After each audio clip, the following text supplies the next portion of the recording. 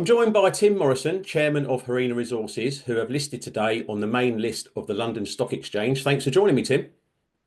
Thank you. So, Tim, can you tell us a bit about Harena Resources? Yes, I can. Harena, HREE, owns 75% of the Ampasindava Rare Earths project in the northwest of Madagascar. And this is a particularly exciting early stage development project rather than an exploration project. Consists of a large scale ionic clay rare earths resource. Hmm. So the project resource is a result of substantial historic spend. And I think the exciting thing here for investors is that they are exposed to a development asset without the discovery risk, and without having to come up with the discovery capital. And this listing provides us a fantastic platform to take the discovery forward onto and into the production pathway. And it also represents an opportunity to deliver benefits to a range of stakeholders, our shareholders, obviously, our Malagasy country partners, the Madagascan government. And given the strategic nature of the project, there's a broader global benefit to having this asset developed. Okay. So you mentioned there it's a development play, not an exploration play. So you're more Yep. advanced. Yep. Have you got a figure around what's previously been invested in the project, and have you done any work on, for example, met testing? Substantial met testing has been done previously. Circa 20 to 30 US has been spent on this project historically. The met testing has proven it's ionic and has established a simple metallurgical separation pathway for this project. So many of those early stage steps are out of the way, Right. which makes it a really unique offering in the mining space. Okay.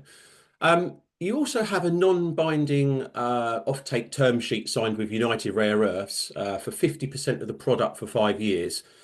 Obviously, Trump at the moment is looking at critical minerals. China are very dominant in the space.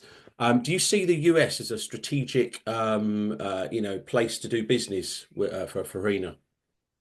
Yeah, so United Rare Earths are a US-based partner. I've recently spent a bit of time in the US, and the awareness of the urgent need for Western supply of rare earths has now become mainstream in the US. Trump has given voice to a broadly understood thesis which links security of supply of critical minerals to global security. And in the US, you'll see the front page of the Wall Street Journal, CNN, Fox, all talking about rare earths. Mm. And that's quite a big change. So you also see in the US industry and government now working closely together to work towards securing long-term supply of rare earths. So these are all really exciting aspects of the context of this offtake agreement. The offtake agreement with the United Rare Earths acknowledges our strategic focus on the US and the West more Mm. broadly as a natural customer Yeah. for this project once it's in development. And we're also seeing huge investment within the US to build out magnet metal production capabilities to go, up the full stream. So the offtake situates us perfectly to leverage that investment, to leverage that interest. But London's also the right place for this asset. To Yeah. be in the middle of a global financial market like London gives us access to all of the levers that we need to progress the project. Mm. It's good to see more companies coming to the London market because I think there's been a case of more out than in lately. So it's good Yeah, to see yeah, Harena coming to the listing.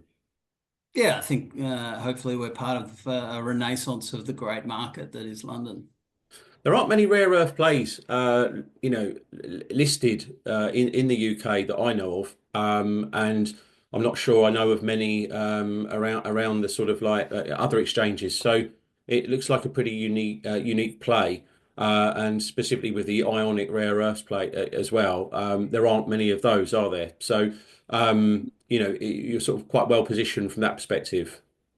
That's right. So So there are a number of producing ionic clay projects globally delivering into the rare earth supply chain, but they're in China predominantly. So the West hasn't developed many of these ionic clay projects. So we are unique.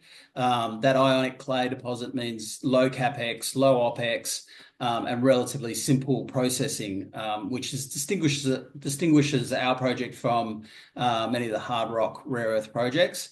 And you're 100% right. This is unique. Its level of development, its grade for ionic, and its location are all key features of what's a really exciting opportunity. I think I read somewhere that the hard rock extraction process is a little bit more complex and involves things like blasting and it's not as if you like ESG friendly. Is that fair to say? Yeah, so I think what I'd say is that for an ionic clay, most of the hard work has been done by nature.